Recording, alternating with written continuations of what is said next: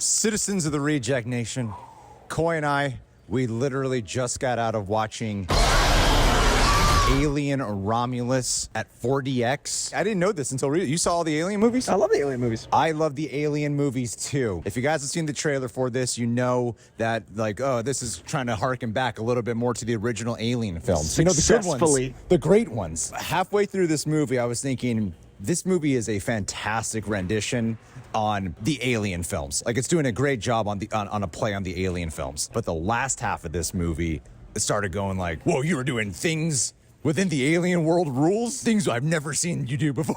It was very impressive. They even push it to the limit at certain points where I thought they might be jumping the shark, but it works. I'll just say this, it's undoubtedly the best Alien movie since the second Alien movie, Aliens. This is like the complete trilogy to the Alien films for me. Koyson! They've got a third Alien movie. They've tried so many times, and at long last, there is a third excellent Alien movie. I agree, the trilogy is complete. I think H.R. Geiger set out to be a really perverse, horny dude all those years ago, and now I know what he's talking about. Man, oh man, did I definitely have understand weird the reference. feelings, because there's a lot of things and holes and protrusions and things popping out and popping in and wet and this review's squelching going the direction I expected it to go. Yeah, man, things squelched wetly that I felt weird about. I was really impressed that it made you so confused about why you were scared, and it played with tension well, and it played with atmosphere well. What I love about the first Alien film is the horror is about the experience and the setting and the entire thing. What I love about the second Alien film is the amount of intense action they're able to do. So the combination of the horror elements and the atmosphere of Alien with the intense action and pacing of Aliens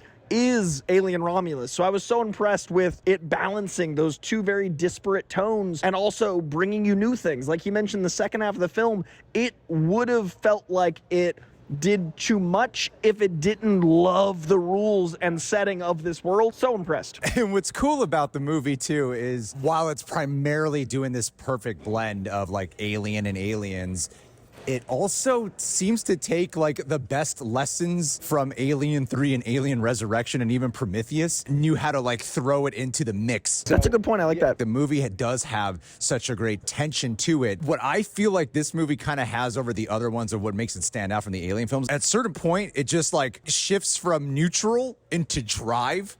And it just doesn't let go of the gas pedal. Like, it just slams on the gas pedal and just keeps going faster and accelerating faster and faster and faster and more intense, more intense. While this movie is scary, it's also incredibly fun. I thought this was a really fun movie on top of it being a really tense movie. And you could feel it with the crowd too. Like, the crowd was definitely very vocal through so much of this film. I do like what you had to say about like letting your foot off the gas. The movie starts in a way that is really about making you love these characters. You had a funny note about like accents. I love accents, and I rarely I wasn't having any trouble with the amount of accents, but I was really impressed that the movie was like, hey, you're gonna love all these people that you probably wouldn't connect to otherwise. Like, they did a really good job endearing you to them. And then once that thing happens where it's like gas, it needed all that time because you have no time to love them anymore because it's just a sprint. And the trailers, they don't really tease a lot of what the main story is about, but they do have this main girl, already forgot her name, but she kind of looks like our new Ripley replacement. She's great in the movie. Cailee Spaeny is incredible. The person who I think is the real standout is the synthetic Andy in the film. Won't say much about him. I feel like out of anyone who really connected with the crowd and was actually the more compelling character, I do think it was the synthetic Andy. I also really like the commentary that the Alien films to me always feel like a post-Reaganomics commentary on capitalism and the way they handle the AI element that we're dealing with in 2024. Relationships with it. Yeah, like I think that Reaganomics is one of the great problems we're dealing with to this day. And now we're entering into an age of dealing with AI and all the adversity of what that's going to do to capitalism. The movie addresses that in a really head-on way, in much the same way the first film addressed wealth inequality and what it did for the working class, what it was to be part of a company and a corporation. And the characters in the first two films especially are dealing with the oppression of a mega conglomerate, and I think this film does that best since those two. So we talked about the action, the horror, but the actual heart of these films is what humans have to do to endure a world like this. And I think that Andy does a really good job representing this new age in a way that a lot of sequels try to do. Like, sequels are always trying to modernize the old guard's problems, and I don't think there is a bigger new problem than AI in my money. And I think on all the massive technical achievements, the Xenomorph has not looked this good in a very long time. Wet, icky, shrouded in darkness. Squelches wetly. Close-upness. The build of it. That's what I mean. It's how it really harkens back to the first Alien movie. It's kind of strange because Fede Alvarez clearly has a love for Ridley Scott's first Alien movie, and he outdid what Ridley Scott tried doing with Prometheus and Alien Covenant.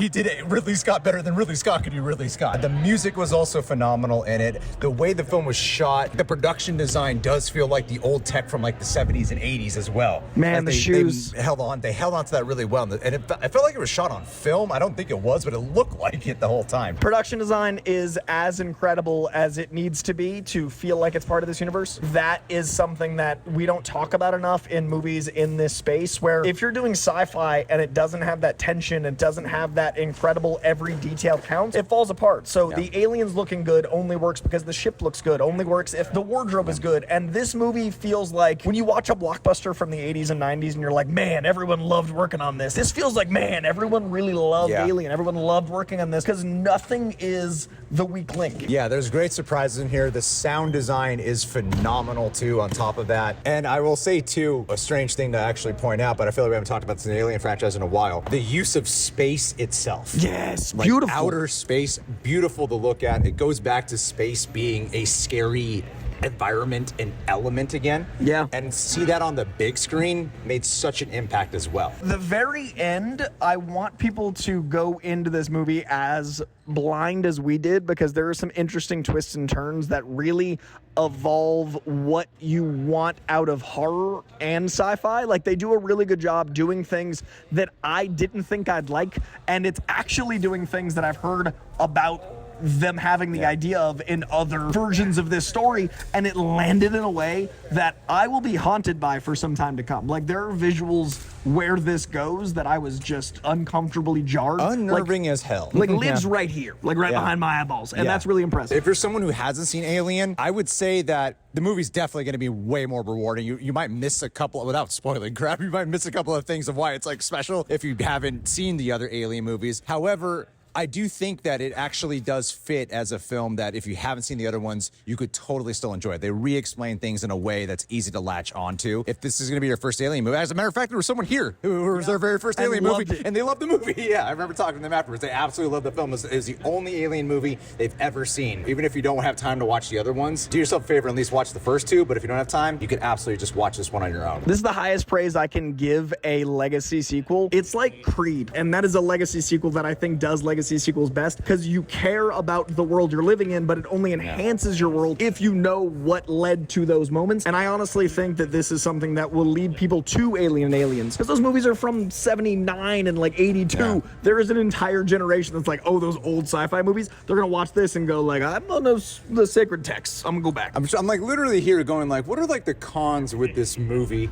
And my cons with the movie are, in the beginning, I sometimes had a hard time understanding what they were saying. That's probably just on me, being like, I can't keep up with these accents a little bit. There is one thing in this movie, and I don't really want to say too much, but it is a moment that involves, like, the second you see it, you could tell how heavily CGI'd it is. Coy and I were sitting next to each other. We ended up laughing and making fun of it. I got used to it as this thing progressed in the movie. I can't say much more. And then, you know, one of the other things often in these kinds of films is these characters have, like, interpersonal relationships. You know, some characters might die, and once in a while when something like that happens, I'm like, this person seems like they kind of moved past his death a little bit fast. I'm kind of used to that within the genre. These are things in the grand scheme of things that didn't really bother me. I don't know. I'm kind of just like bullshitting my way through it. I don't really have like a problem with this movie. I think it was like a really strong movie. Whenever a character does die, I was like, oh man, that's kind of a bummer. Answered my big problems. My biggest problems were all like, oh, that's doing, and then I was like, yeah, that's why it did it, and I think it earned the doing it. Yeah, absolutely. Yeah, I give this movie like a solid like